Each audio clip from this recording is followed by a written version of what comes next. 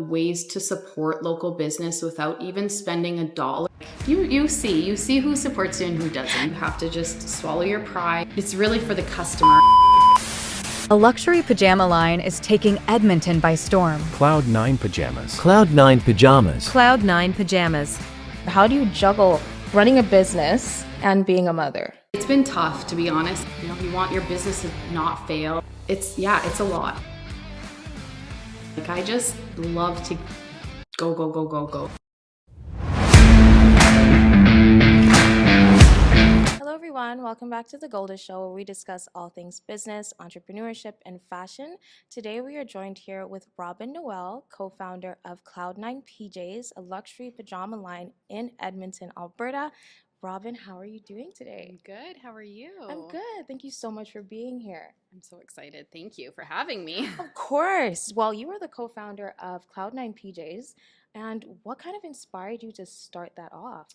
So we actually purchased the business from another family way back in 2000. They started in 2005 and we bought it in 2009. So it was a cute little PJ store right in our community that we lived in. Okay. And I've always had that drive of entrepreneurship and just being independent and being my own boss. So I've always loved that aspect of it. So when it came up, I just thought this is like the perfect opportunity to dive in.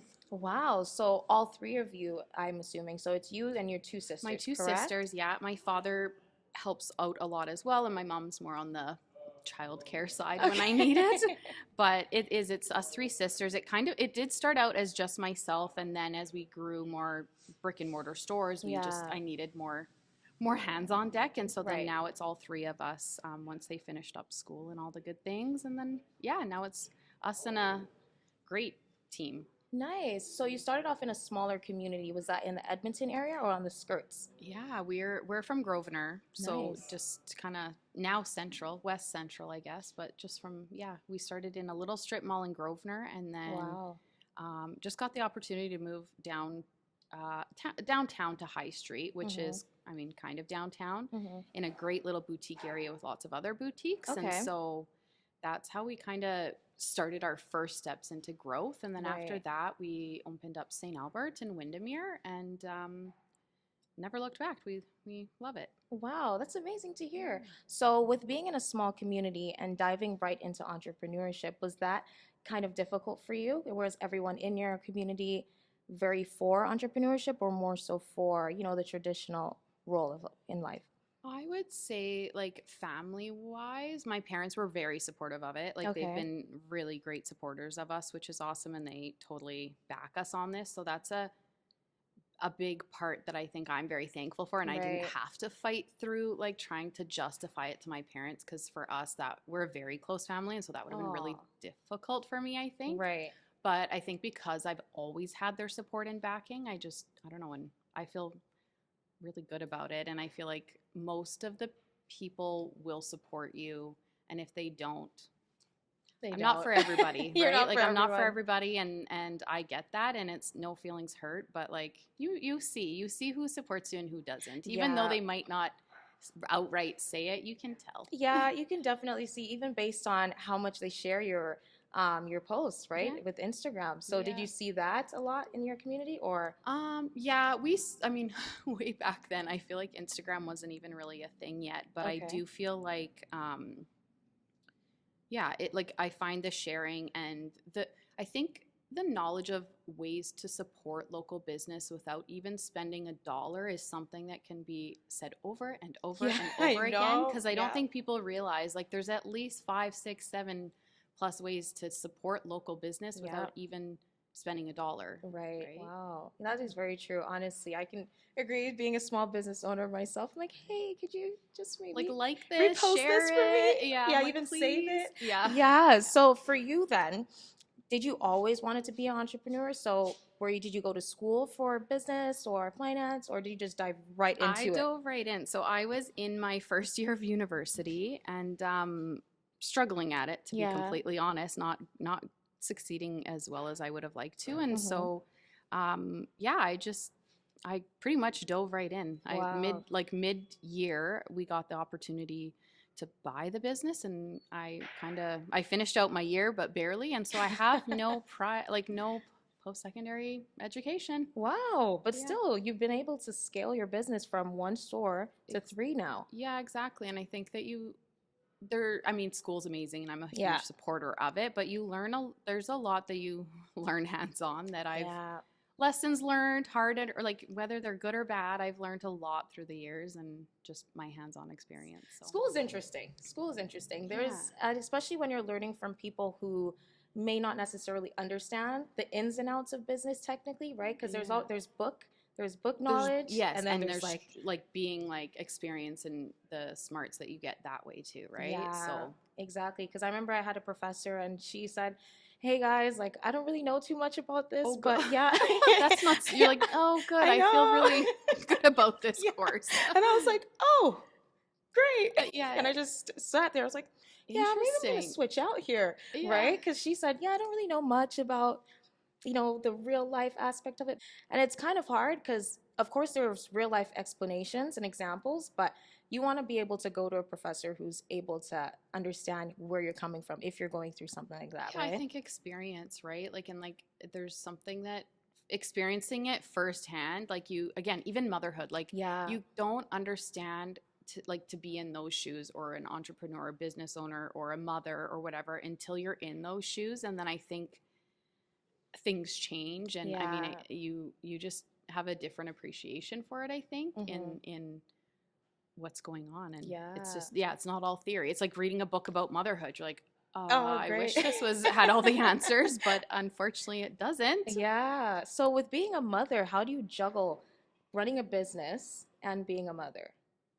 It's been tough, to be honest. I've learned some hard lessons, and like, I think that it's a lot. It's a lot, to be completely honest. I feel like between like having babies and a business and not taking a whole lot of time for myself, although I'm just that personality. Like, I just love to go that way. So I feel like I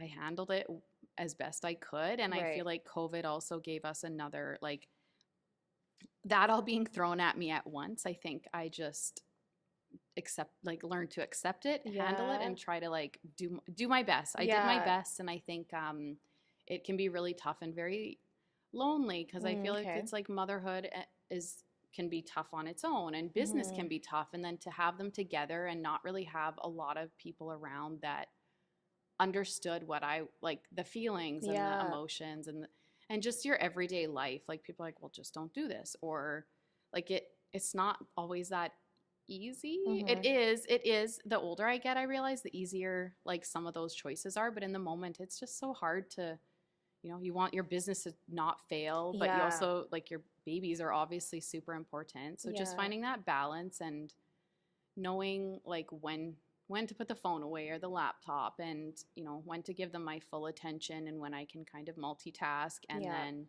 when now they're at an age where they go to school or daycare, so it's becoming a little bit easier in a sense that I kind of can manage my time a little bit better. So that's good, though. At least you're able to slowly time management, I would say, was one thing that I struggled with, that looking back now, I'm like, oh, like that would have been rather helpful. So now I guess you have proper routines that you're kind of into, or? Yeah, trying to get a little bit more into routines, and I think a big part of that is also self-care. Like, I think through all of those experiences, like being jammed into a very short period of time, whether like motherhood and business was changing in the last few years, and all of those things, I think, to be honest, I don't think it took until about this last year or so to realize like how important self-care is, and how important like taking care of yourself before others is very important, beneficial for everybody around you. My team, my family, my kids, my husband, like everybody benefits from that. And so it's a hard lesson, like as a woman, and a mom and an entrepreneur, like those are things that are not, I don't think they come naturally. I don't know. I could be wrong, but I feel like for me it was a lesson that took a long time to learn, but I'm getting there. You're getting there. Yeah, that's all that matters. So with self-care being, now one of your main priorities, of course, in order to make sure your business is doing well and your family's also accounted for, what are things that you have now started to incorporate in your routine? So is it internal self-care? So that I know that can stem from anything really, like even just your mental health. Mm-hmm. That's huge. I stress that Huge. enough. Like Yeah. self-care is not just external. There's a lot of internal work that has to be done as well. So is Yeah. that kind of something that you felt you were focusing on as well? Oh, for sure. I actually think I almost like my head again was wrapped around that like self care, like a massage or like more physical things Yeah. that you're like, oh, but really I realize that most, like, I believe more self care almost comes from a mental state versus physical. I think Yeah. together they're really strong, but I Yeah. think that, yeah, like I think self care is a lot of little things that add up to something bigger, if that makes sense. Like, Yeah. I don't think that you can just say, oh, I get massages or I go to therapy or I don't think one thing is going to be the end all be all answer. Yeah. I think it's a whole bunch of little things that kind of add up and get you there. All right. So, with you and your sisters being co-founders of the business, how do you basically split up the roles, or what role do you take on within your business? That's one that is like has a lot of layers to it, I feel Okay. like. But through the years, we have figured out that through many like mastermind groups Okay. and books and different things that we've read, that we kind of realize that we each have our own seat, our own responsibilities, and then you kind of reach out to each other for your, like, I have an expertise in like several things, my sisters both do, but I feel like as a business owner you kind of know it all, Okay. because you kind of have to, because Yeah. a lot of the time I was self-taught or Mm. looked up to mentors and people around me and advice, and then you kind of take that with you and go, but then you still are going to have things that you love to do, you can do but you don't love to do, and that you Yeah. hate to do. So I think we kind of figured out what each of us enjoys the most, and so I tend to, again, I'm a buyer at heart. I do all Okay. of our buying. I design all of our brands myself, and Wow. well, with the help of our team, of course. But like that's kind of where my aspect is, in like inventory management. And there's Okay. so many different pieces of business that I feel like you do so A little many bit of like everything, list of hey? things, Yeah. but at the same time, then my sister handles more the marketing and social media aspect of Right. it, and Okay. but then that's where you kind of like we kind of help each other out, because it's like, well, she can't just always be the one on the screen, and so it's Yeah. just kind of learning what your strengths are and trying to either hire or delegate like things that you may not be as strong at, I think is really important in being a leader. Okay, nice. So walk us through your buying and your design process. What space do you have to get into in order to really design a full collection? Or are you inspired by certain things or Yeah, I find it depends on the season. Like, so it's you work so far ahead of everything. That's what I okay. find as being like from Edmonton, Alberta. So, like, it's a little daunting at times, Yeah. because I find when I go to buy in New York or even Vegas or California, like New York especially, the trends used to be like 10 years ahead. Like, we were not Mm, prepared for what was coming okay. for a good 5 to 7 years, I would say, Okay. in like middle of Canada, I feel like. And so now Yeah. it's changing a bit with Instagram. Like, I do notice a bit of a shift that we're still behind Mm-hmm. Europe, even Europe. Like, then we're Yeah. like, ooh, we're a little behind them still. But Okay. I think that it's starting to change a bit, that trends are becoming, people are picking them up quicker with the social media and that. But before it was Yeah. like really behind. So just, yeah, trying to get a feel for colors trending and patterns and Okay. styles of clothing trending, but then you're looking like I start 2 years ahead typically in Really? designing. So it's quite a time consuming Oh my like it's a gosh. process. So that's where I have to use my best judgment. And And see then what it's may like be. fingers crossed, yeah. Fingers crossed. We'll see how Edmonton likes it. Right? Yeah. Wow. Okay, so if you're doing it 2 years ahead, what are you thinking of what people in Edmonton would prefer? Because I know Edmonton, we're like a rural, We are a little bit, Western, yeah. type of vibe. So how are you thinking, okay, this is something that people in Edmonton would wear? based on Yeah, what? I start with like a lot of research into colors. So I start Okay. like when I'm in the designing side, buying is a little different, and buying happens within like 6 to 12 months ahead of time a lot of the Okay. time. So like that's a different section. But with the design side, I always am looking at what I think by doing lots of just research and Googling and all the Mm, things of like what trending colors are coming up. And then I decide, like, do I think that this is going to fit in our line? right. And because again, sleepwear is a little bit different, that I do have a bit of um, ability to not have to follow every single trend on every Mm, single color, right? Like there's a little mm-hmm. bit more flexibility there as opposed to fashion is, you kind of want to make sure that you're hitting those trending Yeah. colors every season, Every right? season. Yeah, because if Yeah. you missed out on pink last, like Barbie pink, or It's you over. yeah, yeah. So It's you like mentioned that you're doing it 2 years ahead. for the design process of our own brands, it usually takes like a good 2.5, sometimes 3 years, depending on if I'm Mm. designing a new style or trying to find a new fabrication or just a different fabric in a different body or cut of Okay. a style. I think that it takes quite a bit of time going back and forth and finding manufacturers that I'm happy with the quality and the Mm-hmm. fabrication, like everything about it. Okay. Because we are very particular about the quality, and like the quality of sewing and stitching and all of the Oh, things okay. is really important, because you can get some stuff that's pretty poorly made. So Okay. I'm very particular about that. And then, yeah, and then you start the design process of, what bodies do I feel like are going to be good for this season, and Mm, what are people asking too. That's the nicest okay. thing about, being somewhat local. We actually listen to our customers, and Right. if they're saying a certain style that they're looking for that we can't find, and if there's enough request for it, then it's like, okay, maybe this is something that we can bring into our line that we're Mm-hmm. able to fit women, like the majority of women. Nice. So then do you go through testing through with having different women with different shapes and sizes, or? Yeah, yeah, we test, like I would get a size range in a certain style quite Okay. often, and then I kind of get every different height and shape and size of woman to try each of them to see, like, okay, Okay. if you're what I would classify as a standard small or 3X or whatever you are, do you fit in our styling Mm, of a 3X, or do you size up or down, or like you just kind of have to figure out your own sizing. And so there's some measuring and lots of back and forth and adjusting an inch here, adding an inch right. there. And so it's a Okay. lot of like creative, I guess. It's kind of like the creative aspect of it, for me at least. So with being local and having that insight into what people want, what is the most popular style that you guys have found, and what's your least popular style where you guys are like, okay, no one wants this? Oh, this is a good question.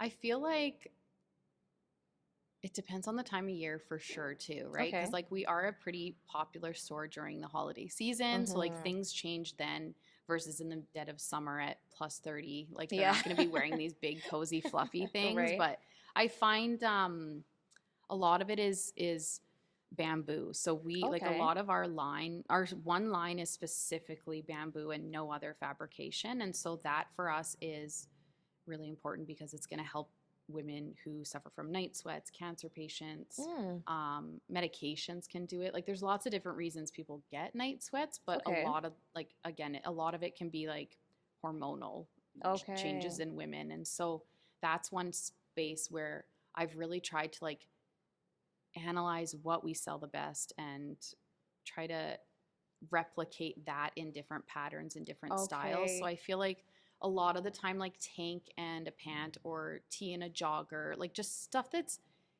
casual for sure Okay. is kind of where we're most successful. But also night shirts, like you kind of need to, you're not for everybody, but Yeah, you try to that's true. cater to as many Yeah, types of like, again, like the night shirt people or the pajama people. Like there's, and then it goes into a million different styles of t-shirt or tank or that's whatever, but true. you kind of have to try to please the majority of Okay. people. Okay. So with that being one of the components, would you decide that that's something that makes your brand uniquely different from other pajama brands in Edmonton? I would say for sure. I don't there's not a lot of like direct competition for pajamas just There's none. because yeah, I was like there's a lot of lingerie stores that carry pajamas and Okay. you know, it ends up being the big box stores that we tend to like would be the closest competition a lot of the time in this Okay. area.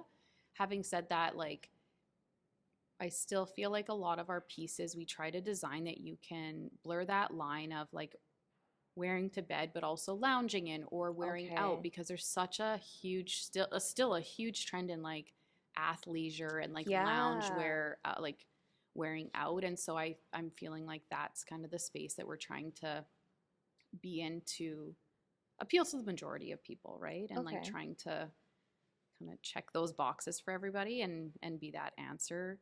But I feel the bamboo is a really big part of what we do, and we design it ourselves. It's not just like brands that we bring into our stores. We Okay. have to say from the very start of designing the cut and the color to the very final product, and then I Wow. also get the feedback from the customer. So I feel like I'm very fortunate that way that I like Yeah. have the full process under our control and like just being able to listen to the customers and see what they think of a style or a color and that kind of thing, because I think Okay. feedback is always a blessing, whether Okay. it's good or bad. Bad. Yeah, it doesn't hurt my feelings. Yeah. It's just facts or just feelings. Like Yeah. it you know, it's neither here nor there. Yeah, because at the end of the day, that's what's going to make your business propel forward, right? Having Yeah. that two-sided feedback, positive or negative. Mm. So with your store locations, did you actually decide to have one in St. Albert, Windermere, and Central Edmonton, I believe? Was that strategic based on your demand, or is that what made the most sense at the time? At the time, I think that's what made the most sense. Like we don't want to expand too quickly because I Okay. think that can lead to other problems Yeah. sometimes. And I think growth is always what everybody wants, but it's easier said than done, first of all. And then if you're lucky enough for that to happen, there's a lot of different aspects of growth that are kind of hard lessons to learn in the moment when you aren't expecting it, I guess. If you can plan for it, you'll be in a much better position to Yeah. grow than like, you know, having an overnight growth that you're not prepared for Okay. leads to, you know, restrictions and like like your styles and availability of things is the Yeah. biggest part in retail, right? So Yeah. that's a big part. But yeah, I feel like that was somewhat, it's strategic for sure. And I think that like we kind of tried to be blanketing the city in the sense that like, you know, for most people, they're hopefully not more than 15, 20 minutes from any location for us. Okay. That's smart. We've also tried, like we've been in pop-ups in malls, and we were we owned like we were out at the Outlet Mall, and we opened in Cross Iron Mills Mall in Oh, Calgary. So wow. like we've done, like we at one point did have the 5 stores, but it was like you learn that again you're not for everybody, and Yep. like location does matter. And Yep. I've learned that I don't really love being in a mall atmosphere, but it's also like I just don't think it was like the greatest for us. I think the boutique atmosphere is really where we do our best Okay. and feel our best. Okay, that makes sense. So how do you drive essentially traffic to your boutiques then, since they're storefront? Because I know more people are opting for online shopping rather than in-person shopping. So how are you driving in-store purchases? For sure. Yeah. And I think like there is a huge trend in online, and we've even seen growth online Okay. in our own business, which has been great. But also, yeah, you're trying to drive that traffic to your brick and mortar. And so I would say for the most part, email, like gathering like emails and a database for you to be able to use. You own that, so it's not Instagram or Facebook where they could shut you down tomorrow. Who knows, right?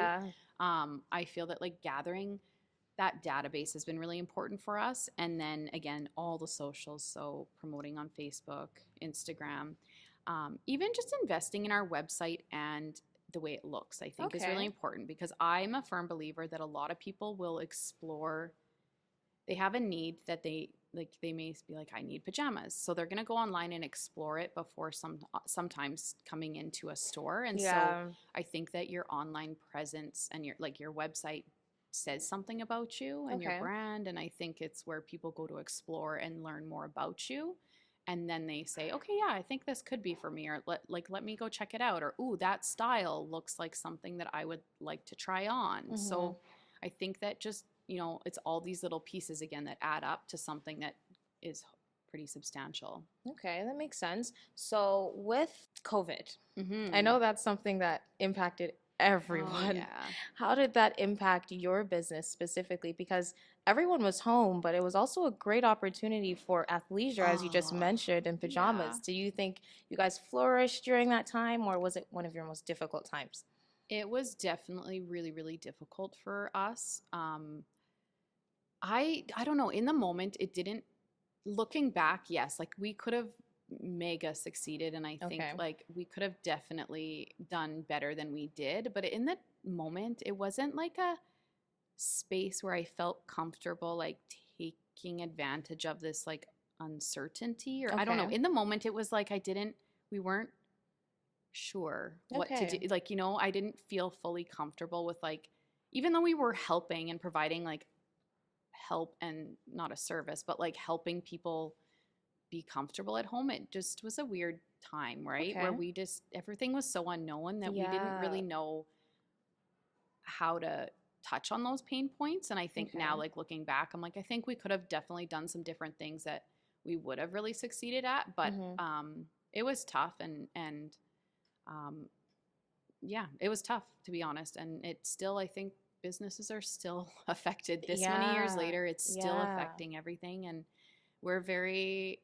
stubborn and very motivated. So I feel like, we'll get back to like what we were pre-COVID, Okay. and we'll get there. But it definitely took it, like, it's affecting business. And I think, yeah, we could be in a much worse position though. Like, Yeah. I'm very fortunate, and we made it through it. And it took Yeah. us sisters delivering pajamas to people's houses, because that's kind of where Wow, so local that's people what you were were doing, going, hey? was like offering local drop-offs and stuff, because there was, Okay. so just thinking outside the box and pivoting all the time. Yeah. Yeah, it was just like the next day pivot, okay, pivot again, okay, Do it now this again. week, yeah, like, oh, this has changed. So it was just being quick and reacting, which I'm not a huge, like, I don't think you should always react in your business, but like just Okay. being on your toes and prepared that things may change, and just being able to pivot quickly was really important Okay. to Nice. So, survive. yeah, I know, especially during that time. So, what do you think you would do? Like, let's say, for instance, if a situation like that would to happen again, what are things that now that you know what you guys should have done, would you do today? I think just like, I think showing people that there's other options out there for comfort, and that there's better fabrics, and the styling of things to like kind of make them feel like they are not just pajamas. Like, I think, yeah, just the way we would have gone about it and showing our products, even just the shift in like the way we show them, Okay. and talking about, because we're still in a world where so many people work from home, that now Yeah. I understand, like, you can be in that athleisure like lounge wear for most of your day, Yeah. for most people, if they're lucky enough to be able to work from home. So I think just knowing that people are going to do that now, like, it was kind of a weird time where I was like, do you get dressed, do you not get dressed? Yeah, Like, we kind of do you didn't know. chill? But now we know that it's like a trend that has continued on, that Yeah. next time, like, yeah, I feel pretty comfortable in that like loungewear world to be like, we have really great options for you, and if we are the thing you're looking for, we've got it right here for you. I love that. Okay, so touching in on showcasing your products in different ways. I saw one of your recent posts on Instagram, and it was like someone was rolling, Oh and my then somebody gosh. fell into the to the wall. That's Do you think that's amazing. a new Yeah. way? Honestly, it's funny. I laughed. I was like, oh my gosh, like Some people didn't laugh, and we were what? like, oh, I was like, I just was like, I thought it was so I thought funny. it And was then I was like, oh, hilarious. maybe other people aren't going to think this is funny. But the things you will do for your business and Instagram, Yeah. I was like, is unbelievable. Did I ever think I'd be doing these like ridiculous dances? Or I don't dance. Like, I'm not. And it's like, oh my gosh, the things you do for your little baby, Oh like my your business gosh, as my I baby. I'm like, know. oh, I guess I'm going to do this today. And we have amazing team members that are On just board. willing to do anything, which is, we're so lucky. Oh no, that's honestly so funny. I saw it and I was like, you It's know the what? weirdest. I Yeah. like this. Because Yeah. I've been seeing it online. It's like a trend I now. know, I think now I might do it myself. Yeah, You might see me do it. You should. You might It see me was do it. a lot of laughs during the taping of those. But Yeah, she like it's just she, thinking like, outside fell. the box, right? It's like you never know what's gonna get you some exposure, and really at the end of the day, that's what you need exposure to grow. Exactly. Exactly. Because Regardless of how stupid you look. yeah, just do something. Just Right? do something. Yeah. So with social media, what's your approach in a sense where because I know how some brands have, let's say it's a lifestyle approach, and yours may be a welcoming approach, like a warm, inviting approach. How would you differentiate you guys from that, from any other pajama brand? I think seeing our faces as owners and Okay. and just team members is really important. I think that it gives us like a like a aspect of it that like we are humans and we're Yeah. not this huge brand. We're We're really alive. just like a little small Yeah. family business that's growing quite substantially, but Yeah. we're still quite small in the way that we run things in the background. I feel like and we're growing our team and I'm so thankful for them. But like that's one thing that like going through knowing that you kind of have to I believe there's like not even necessarily being vulnerable, but like just showing your face is really important. I personally feel like I Okay. think that people resonate and have a more personal connection to you. And then just like not being so serious all the time, because I feel like Yeah. yes, there's brands that have hundreds of thousands or millions of followers, but like we're not there. So Yeah, like it's exactly. like you kind of just mix in and see what your people react to the most, and what they engage with the most too is a big test, and it's always changing.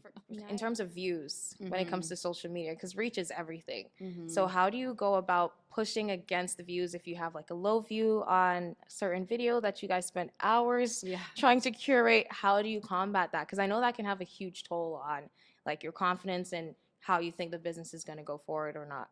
Yeah, I think I think sometimes we weigh so heavily on Instagram, even more than Facebook, and I feel like for a lot of us out there that are like our demographic is a little bit more mature. Okay. That might not even be the main place that our people are, but it's just such a heavy weight on Insta. Like it's just so.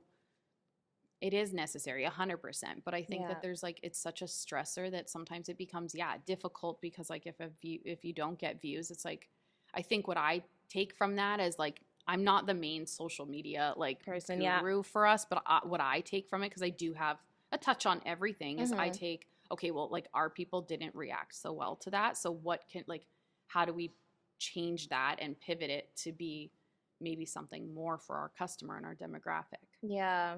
And and see if that gets us views, and like it's yeah, it's weird. It is. It's like such a and you like sometimes you're like, oh, this is gonna be the one where we're gonna get thousands and thousands, and then you get none, and then the one that you don't expect to get views gets you get the most. Yeah, slam. Like it's just so interesting to me how social media works. Yeah, and I feel like you will never really have a grip on the algorithm because it's you always think you changing. do. Yes, you think you do, You don't. and then it changes. And then I'm like during COVID, we had really great exposure and stuff, and that has changed so much. It's become really hard for us as our personal brand for growth in Instagram, where I know other people are having really great success and growth, but it's not that easy. Like it's not like a click of a button you're like, oh, there's another 25,000 followers. Like it just, if you want it to be organic and authentic, like it's not always as that easy.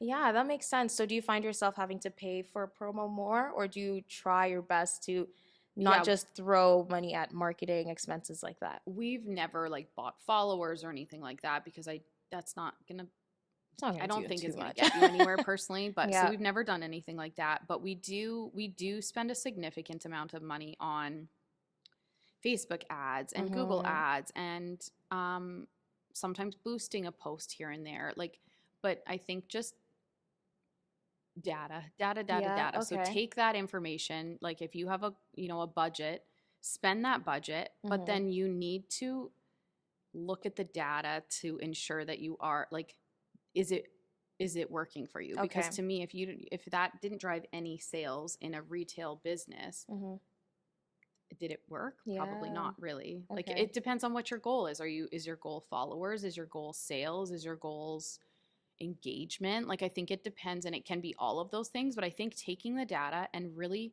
analyzing and pulling it apart to see like, did that work is important. Okay, so how do you kind of break down the data to see this is what has worked for us? Yeah, I typically like I'll break it down into poster. We kind of sometimes look at a week, or like we do our marketing meeting every week, and so we'll Okay. look at something and say, okay, how many followers did we gain? How many did we lose? How many, like how much was our engagement up or down? What was our online sales from that? How Okay. did our brick and mortar stores perform, like, because it is all tied together. It Mm-hmm. really is. It's just but you have to have some justification of like spending thousands and thousands of dollars Yeah. on like these ads. So yeah, just taking into account like what your goal in that was. And for us it's typically sales, Okay. um because at the end of the day that's what keeps us in business. Yep. But sometimes it can be a goal of Instagram followers or whatever, like our goal is to engage and grow. Mm-hmm. But just taking that data, setting goals for yourself, setting Okay. kind of where your trends have been, like you have to make your goals realistic, I believe, Okay. so that you're not discouraged, because it can be very discouraging. Yeah, when you get nothing and you Right, spend like, money, and yeah, Facebook makes it so cheap, yeah, and Instagram makes it very appealing to your eyes. So you're like, oh, right, it's only $5, I 10 know, bucks, 20, but right, it adds up over time, it right? does. And yeah, and I think like the bigger you get, the more money you have to throw at it, which is Yeah. also getting like, it gets scary, because there's like we'll spend a lot of money on advertising, and it's like I sure hope that that comes back at some point, Yeah. but it's hard to know, right? Like, yeah, you just measure, Measure.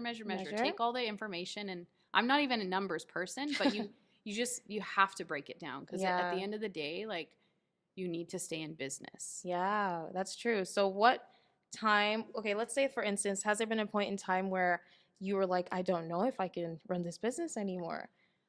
Oh, I feel like it comes and goes all the time, to be Okay. honest. Like I feel like right now we're in a better position than many, so I'm very like grateful for that, and I feel like it's my heart goes out to so many people, and we're not in the clear either. So I feel Yeah. like it's like we're doing okay. Mm-hmm. But there's definitely been like we've been in how many recessions and different things that, like, you get really nervous and you think, okay, like let's just pare back and just push through as best you can, and maybe you don't buy as much inventory, Mm-hmm. or like there's lots of different ways to try your best to take costs down to like get through those tough times. And Mm-hmm.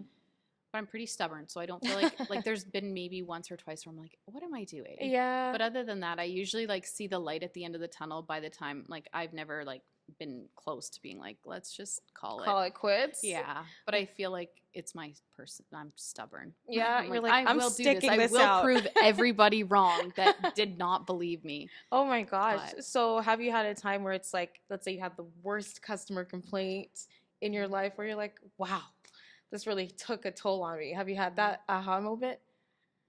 for customer service wise, Yeah. or I feel that we have a really great handle on like our customer service, and our customers are everything to us. So like Yeah. I do believe that like the customer can do very little wrong. Like Mm, I do believe that like you have to just swallow your pride and yeah. like apologize, because don't sweat the little things. Like Yeah. if people are unhappy, like validate them and like make like I understand and I'm so sorry and I hear you. How can I make it better?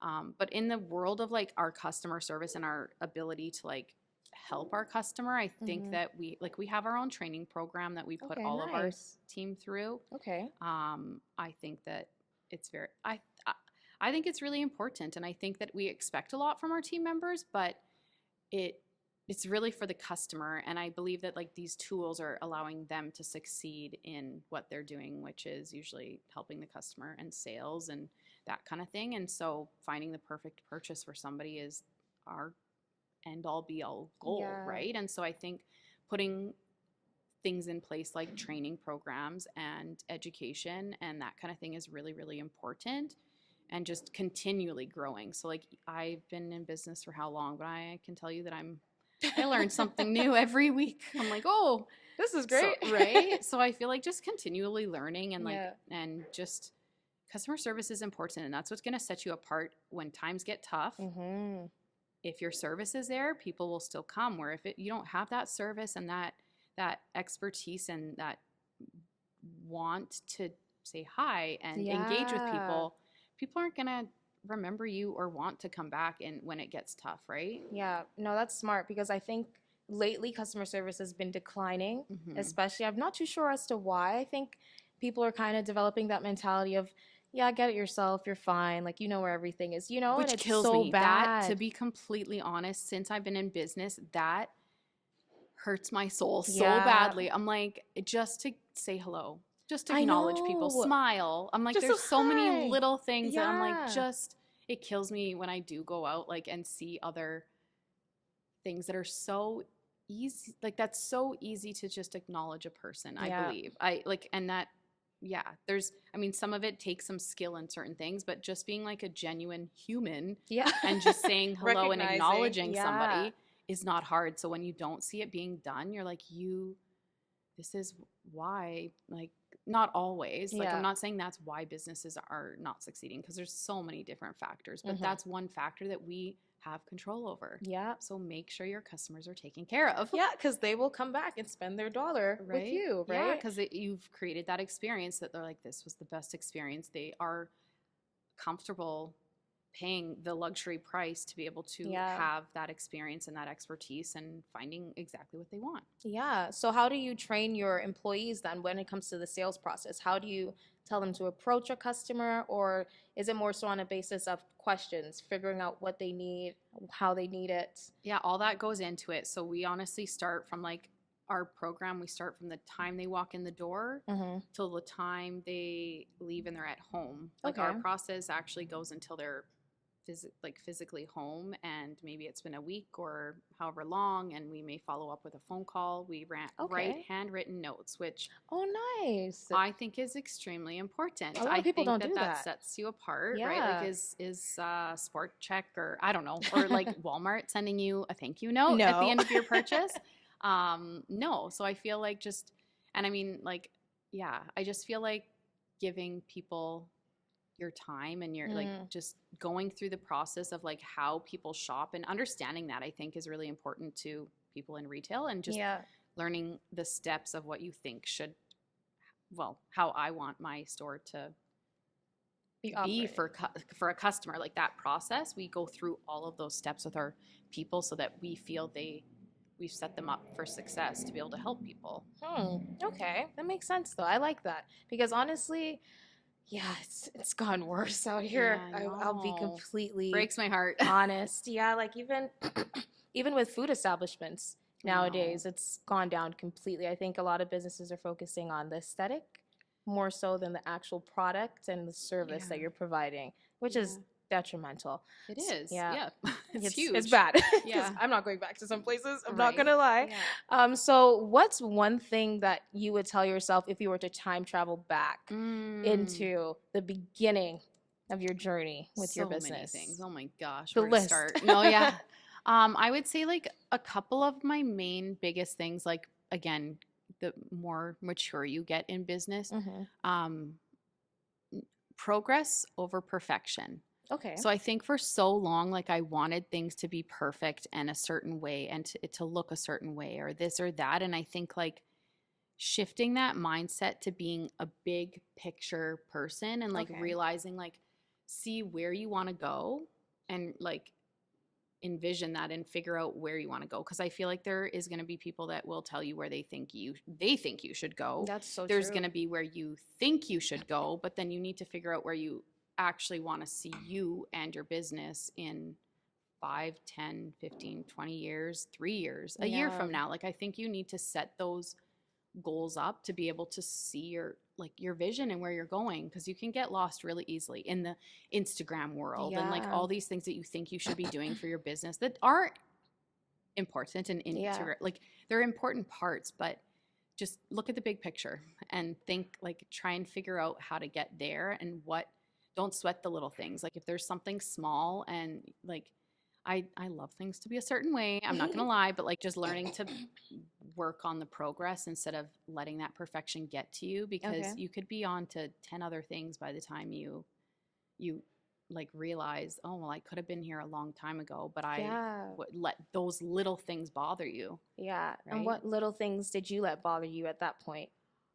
It honestly comes down to like a lot of like perfection, and like wanting my stores to look a certain way, and the way that clothing comes, or the way that the store looks, and or our website or Instagram. Like I think Okay. there's like goals that or like perfection, but you need to just like lower yourself down to like Okay. 80% will get you a lot further than giving 100% to these tiny little details. And I think details are really important, but I think when you're talking about your business, like look big picture and then break it down and like how am I going to get there. I talk about business all day. I All love day? business. I'm so passionate about it. Like I feel like I love business. Why do you love business? Why? I don't know.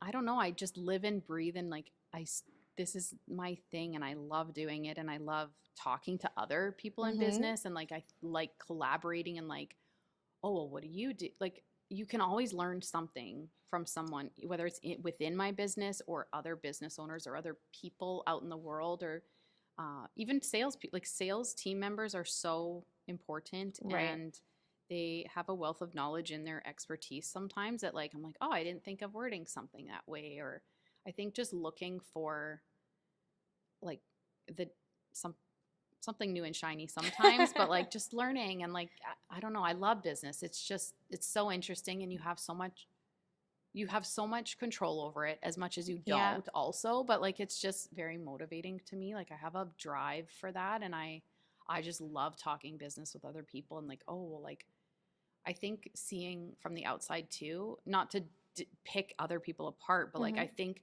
you have a great perspective of my business that I don't see every day. And I can see things that maybe like somebody else can improve on just from being an outsider. Right. But having that, like you do have that entrepreneur background that you like, I think that's valuable.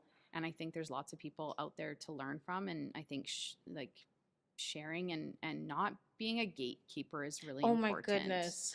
I know. I mean, the more powerful, like the more boutiques and things out there and entrepreneurs, the better. So like there's power in numbers and there's power in like it's the car lot mentality, right? Like all these people are so scared to share their secrets and share these things when really I feel like being open is more important and more impactful for not only me, because then it makes me reflect, but also like it could help you or like what's $1 million idea? Like you never know what that little tiny thing that somebody may give you, that information that if you're open-minded about it, like that could be a next $1 million idea. Yeah. And the car lot mentality is like power in numbers, right? Like there's a lot of dealerships that are they're all usually together because they're stronger as a team than they are separately. And so to me, that is something that I've always kind of like believed and stuck with. And we're really happy to share and talk business and numbers and that kind of thing. I think is really important and being transparent and honest about. I love that. It's like I love business. Good. I'm like blah blah blah blah blah.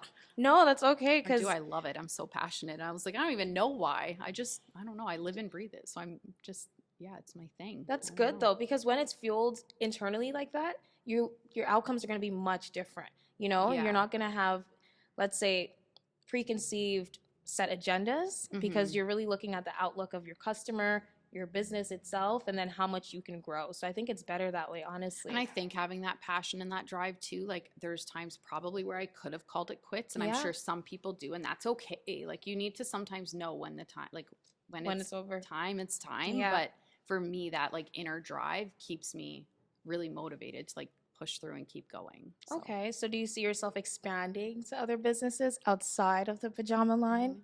Well, my sister and like we get these little new shiny things, right? Like my sister and I have started a candle company ourselves, and we just did that more for our own enjoyment and like it's a creative outlet. I feel like, and I love making things and creating, and so I sometimes need to like let those things pass. Like that I love. Our candle company I love, but like sometimes I think being as a business owner and an entrepreneur and maybe a little ADHD, I feel like, you want that new shiny thing or like you see that next idea and you need to know whether to let it pass by or to like be like, yes, this is that thing that's going to get us there. And I think just, taking a step back. But I don't think we want any more brick and mortar stores right now. I think we're really happy with where we're at and growing them. And we have an amazing team. I think our growth is possibly going to come from online, like outside of Edmonton area, I agree, as well as wholesale. So we've started to do wholesale to other businesses and boutiques of our own lines that we design ourselves.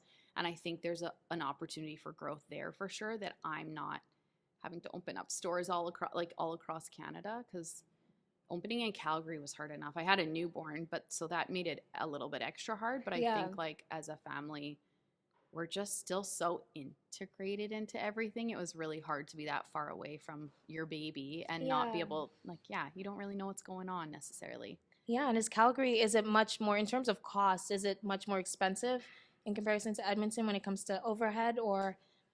Yeah, it's been so long since I've looked at leases and stuff there, to be honest, because I kind of just, I don't know, like it was, it can be more expensive for sure. I think it's honestly all about location. It depends where you are, like, and that's where even in Edmonton, like rent and rent can just vary so substantially.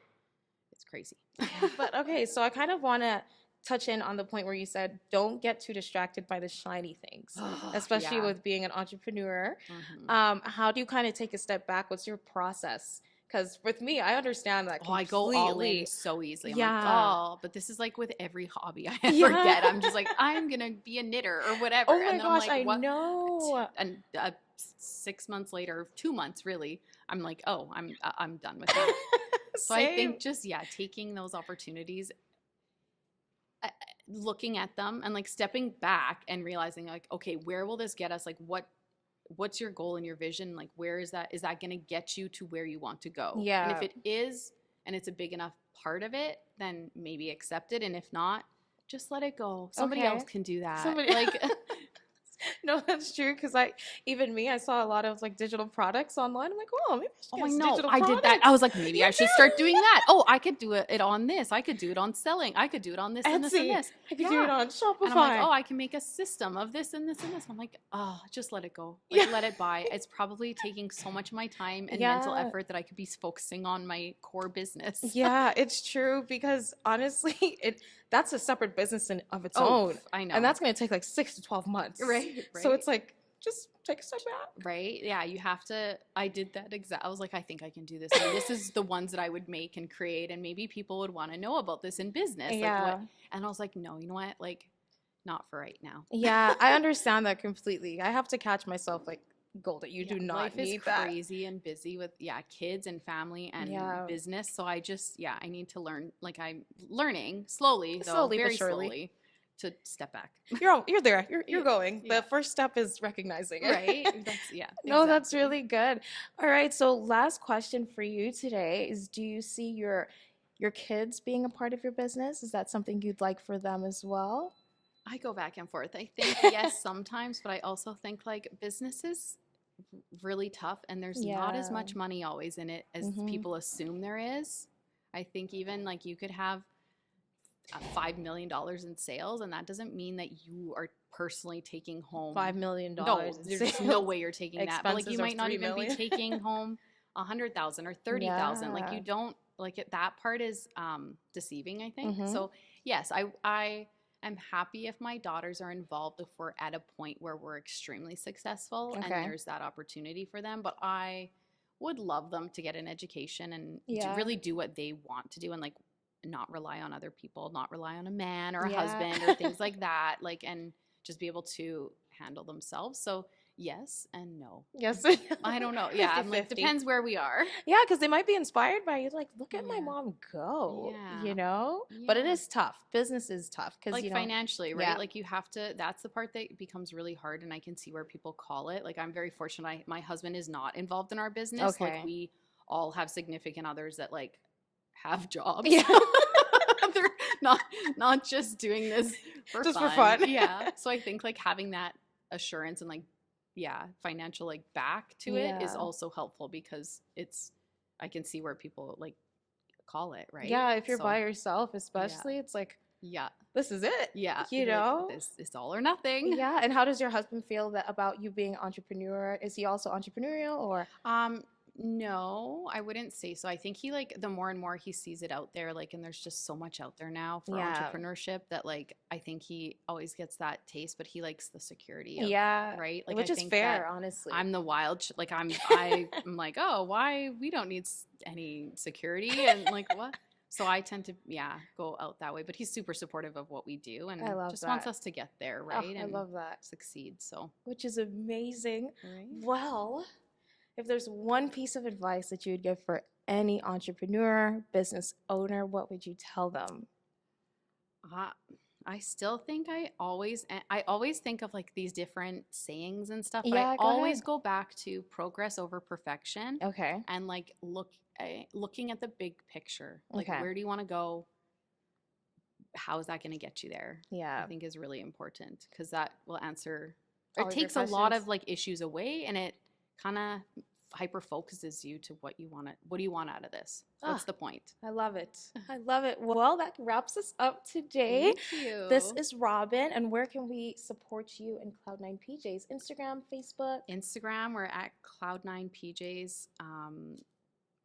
Facebook, Cloud Nine Pajamas, and our website is cloud9pajamas.com. And yeah, thank you for all the I love. love it. Check her out. Their brand is amazing. Thank you so much to Robyn for Thank you for being here today. having Thank me. you.